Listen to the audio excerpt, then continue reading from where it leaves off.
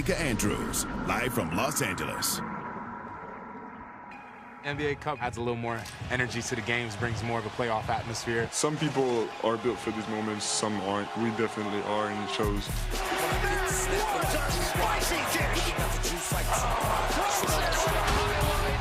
The New York Knicks are NBA Cup champions.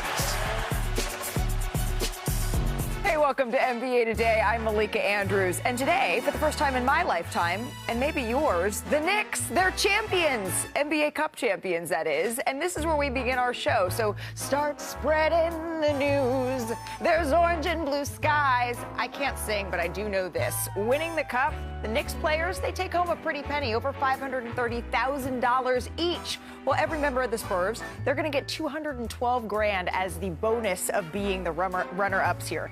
And I know that that is a whole lot of llamas. So the cards are on the table. Let's head to Las Vegas, Shanae, Perk, because this is the best NBA Cup Finals game that I think we have gotten yet here. We're going to pick this one up with all the theatrics mid in the first quarter. Watch us play from Karl Anthony Towns here, because you can see he gets trapped. He's watching. He spots OG Anunoby. Look at this dime. I was shocked he was able to find the vision. You said, you know, earlier, Jokic-esque pass. I like that. I like that term. And around Wemby. Like, being able to make that pass around a 7-7 alien is crucial, but... This play got me out of my seat right this here. Is where you say, clear the way for the Pineapple Express. Yes! Again, another assist by Stephon Castle. 12 on the night, but Fazell went and snatched the screws out the rim. Well, Anunoby got dunked on there. He kept the Knicks in it, really, in the first half. He had 20 points, Shanae, on 8 of 10 shooting. This is his only 20-point half of the season. The Knicks trailed by 2 at the break. When you have a big game, he shows up in a big way because he is a big guard. Physicality, knockdown shots, he was clean last night. Well, big, how about huge? Vassell finds Victor Wembanyama. Hey, reverse. This was sick. Off the vert, with someone in front of you, I'm just going to catch it. Did you try to do that when you watched that? I was like, I tried to do it in my couch, on my couch last night. Jalen Brunson taking it all the way. Oh, clean snap. Come here. But know this, the Knicks, they still trailed by 5, right, entering the fourth quarter. And entering Tuesday night, New York 0-7 on the season when trailing through 3 quarters. But experience here, it matters. In the fourth quarter, the Knicks bench would step up here. Mitchell Robinson finds Jordan Clarkson. Yakum hits the 3 there. And then the next Knicks possession here, Anunoby can't get it to go. But again, finds Clarkson. He was huge here for New York, Perk. All night long. Look, that's what they've been missing. That's what they've been waiting on. We know Jordan Clarkson is a walking bucket. But this was a Kodak moment for Tyler Kolek, because the Knicks bench combined for 18 points, 7 of 14 shooting, 12 rebounds in the fourth quarter. His fingerprints all over this. Music to New Yorkers' ears, bench being productive. You know what else is? Go New York, go New York, go! Because Brunson finished with 25 in this game. Again, final touches here. Anunoby, dagger. And with that, Anunoby finishes with a game-high 28 points. The New York Knicks, they are your 2025 NBA Cup champions. Here's Jalen Brunson on the Knicks building off this win. A game like this, an environment like this, you don't really see around the NBA too often. And so we got to take advantage of the experience that we got here. And those guys will. But I think most importantly from all of us is that the way we stuck together. For us to be in a position to say that we won and we're the champions, and to have this dope-ass shirt on with the Knicks saying champions is a humbling and an honor. It was a great win by our guys for a lot of different reasons. One of the things... Excuse me, I just had a beer.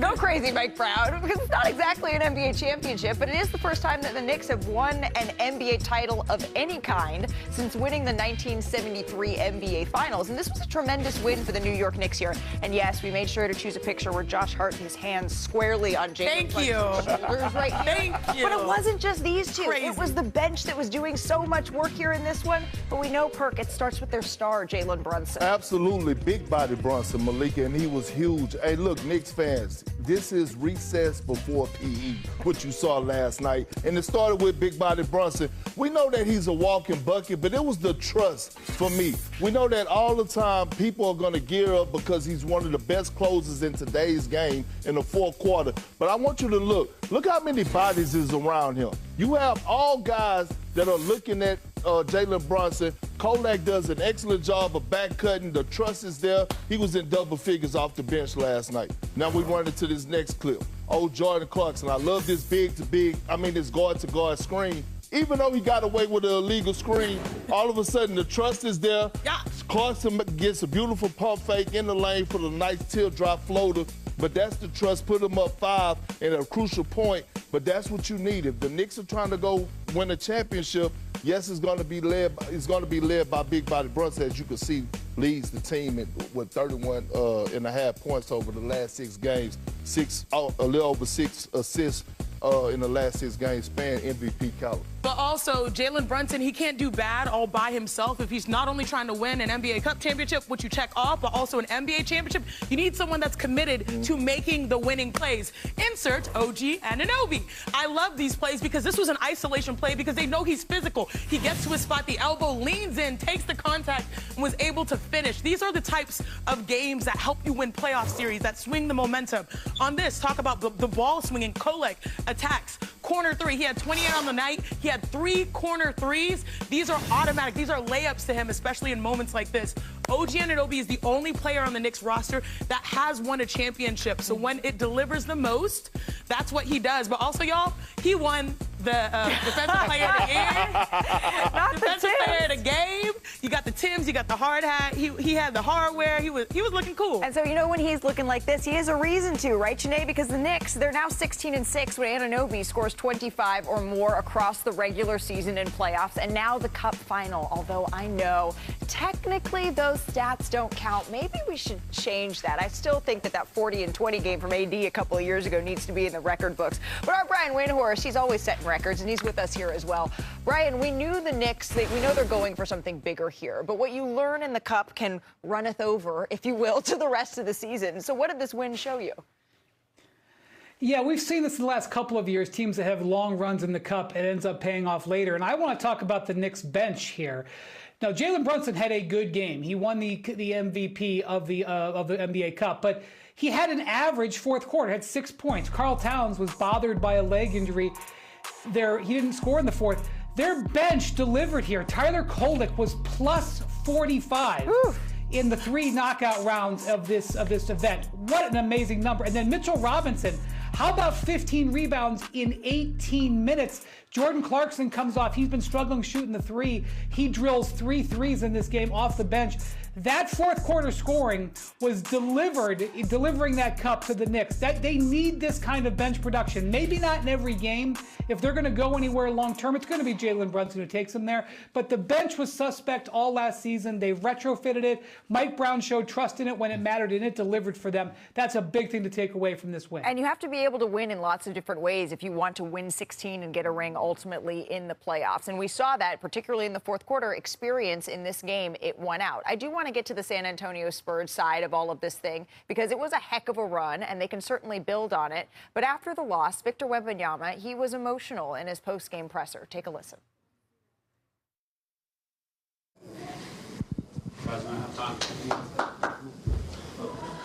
Sorry, I lost somebody today.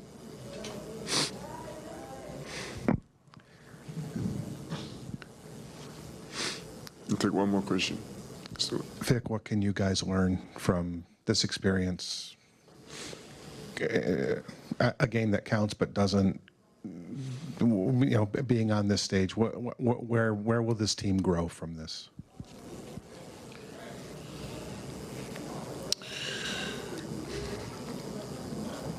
I guess it's the best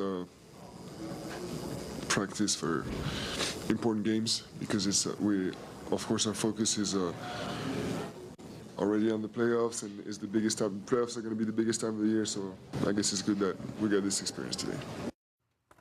So our Michael C. Wright reported that earlier on Tuesday, Victor had learned that he'd lost his grandmother. So certainly our thoughts are with the entire Wembanyama family, and I commend him for speaking to reporters through what was clearly a really, really tough time for him.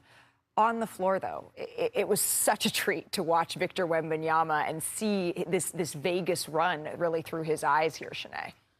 Honestly, every day that we have the privilege of experiencing Victor Wembanyama, I get more and more impressed with him. Yeah. For how he conducted himself throughout that game, given the personal adversity he was going through, but also how he never runs from the smoke. He was out for 29 days, came back in the Cup semis versus the Thunder, who many people thought were unbeatable, and he has this unwavering belief that he should win every game, and that belief is now contagious because now the San Antonio Spurs, despite the loss in the final, they have the best collection of young talent in the NBA. Back-to-back Rookies of the Year, #2 pick in Dylan Harper. They are 4th in the West. They are ahead of schedule, but honestly, it feels right on time with what Victor Wembanyama was able to do. Every day, he's a joy, he's a delight, and I do love how he conducts himself. And where have you been all our lives? No, real talk, we've been waiting on a young guy to embrace this like Victor Wembanyama has. Last night, I'm checking out the game and run this clip. This was a moment that I watch everything. Victor Wembanyama is not on the floor. Cornette gets a lob. Look who's the first person up off the bench over there. Right? This is the guy that should be starting. This is the championship. See, like, the fans, they don't understand stuff like this. When you see a guy off the bench, this is called leadership. Yes. This is being young with an old soul, baby. And if I'm the Spurs, I'm walking away from this and I'm feeling great. That was a great loss and a great moment for the San Antonio Spurs because they're going to build from this. They're going to walk into the film room, and if you're the head coach of the Spurs, you should be excited about watching film on this game. Yeah, and when you're looking at this, Brian, I mean, Victor was also on a minutes restriction in this game, so he wasn't really able to fully unleash everything that we've grown accustomed to seeing from Victor. Yeah, when he is able to move through the emotions of this very intense moment that he was having, I suspect when he looks back at this game, he will want to do the fourth quarter differently. He was out of his typical rotation, so I think that should be paid attention to because of the minute restrictions. But in the fourth quarter of this game, this could have gone either way, and Victor was not really able to deliver for the Spurs. When he comes back in the game with 5 minutes to go, that's a spot, his team is down 5 where he can affect the game. That's how he affected the game in the semifinals when they beat the Thunder. But he kind of lets the Knicks off the hook. He takes 3 long jumpers, and I know he can hit that outside shot. But what's happened this year, he's gone to the next level by not settling. He settled actually for 4 shots on the outside in the fourth quarter, didn't score as the Knicks zoomed past the Spurs. And so I think Victor can get better in those spots, and I think he will. I suspect that if anyone is going to be into the film room in the next couple of days, it is going to be Victor Wembanyama. But hey, if you all were locked into the NBA Cup final, don't worry. We got you. We have the rest covered here. You can see the best from last night's college hoops, including A.J. DeBanza, Cam Boozer, and more. Plus, the freshly minted Cup MVP. Aware that there was an investigation into his actions when they traded for him 2 years ago, and they're hoping that the NBA might be willing to give them some sort of relief there. Adam Silver said it's an unprecedented situation and he's seeking input from other teams on what to do. I don't think that they love that. In Memphis, I want to talk about the Grizzlies turning some things around despite a bunch of injury problems. They go into tonight's game against the Grizzlies, winners of 6 of their last 8 games. They're getting terrific offensive production from Cam Spencer, who's shooting 67% on threes in his last 5 games. Unfortunately, he is out tonight due to personal reasons. John Morant is questionable with an injury. But Jaren Jackson Jr. coming off one of his best games of the season. The Grizzlies turning things around after a rough start early this season. Malika, let me ask you, who's the hottest team in the Western Conference? That would be the Denver Nuggets now that the Thunder have actually lost a game. They've won 5 games in a row. Have you been watching some of the numbers that Jokic and Jamal Murray have been putting up? They both had triple-doubles the other night against a huge win, an overtime win against the Rockets. Jokic has been playing awesome. They have won 5 games in a row. Sneaky big game tomorrow night in Denver to start the post-Cup action. The Orlando Magic visit the Mile High City. And let's stop in LA. I wish there was better news for the Clippers. Not only are they now 6-20 following a disappointing loss on Monday, but their schedule coming up is brutal. They open up post-Cup play in Oklahoma City against an angry Thunder team coming off a rare loss. Then it's the Lakers, then the Rockets, and then after Christmas, they play the Pistons. They need something to turn them around. Yeah, it's a brutal schedule here for the Los Angeles Clippers. Hey, Wendy, usually this segment, we keep it stateside, but I'm hearing from bobblehead Wendy over here that recently you were living it up, and you're living up to that worldwide Wendy moniker. Where have you been? What have you been up to?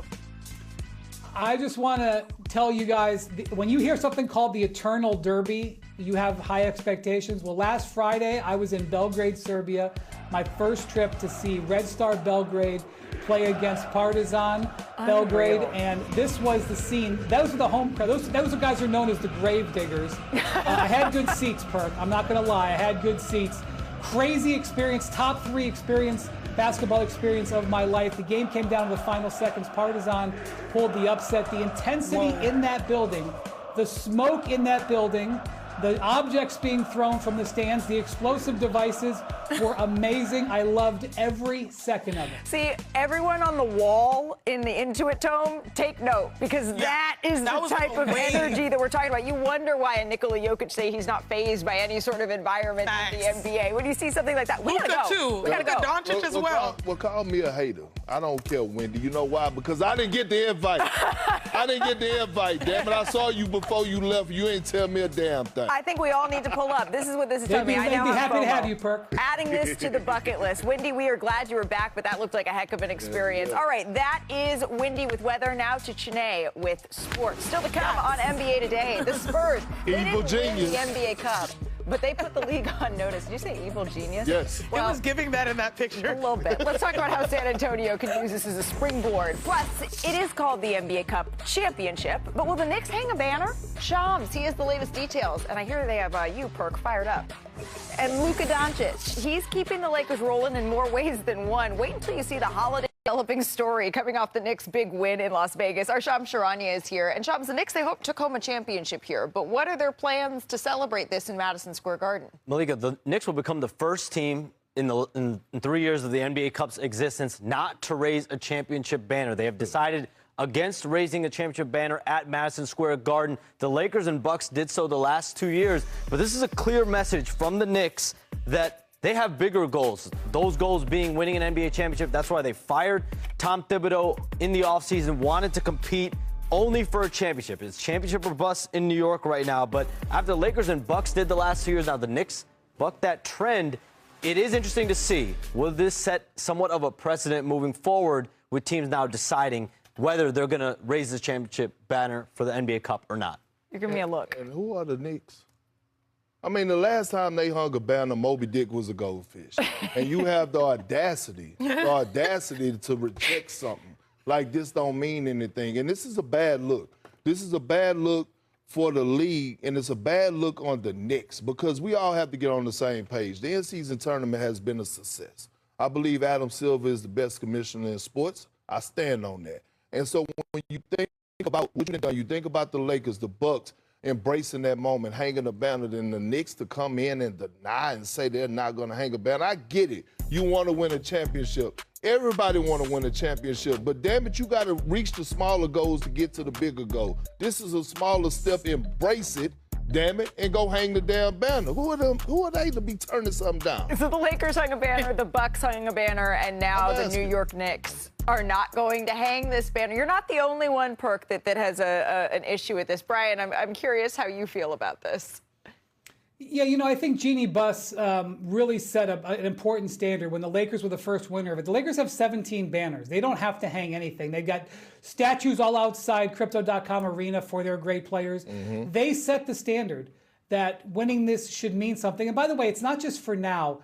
This is going to be around for a long time into the future, probably decades into the future. And there's going to come a time when you're going to want to have had the Cup banners up there and to be on the right side of history.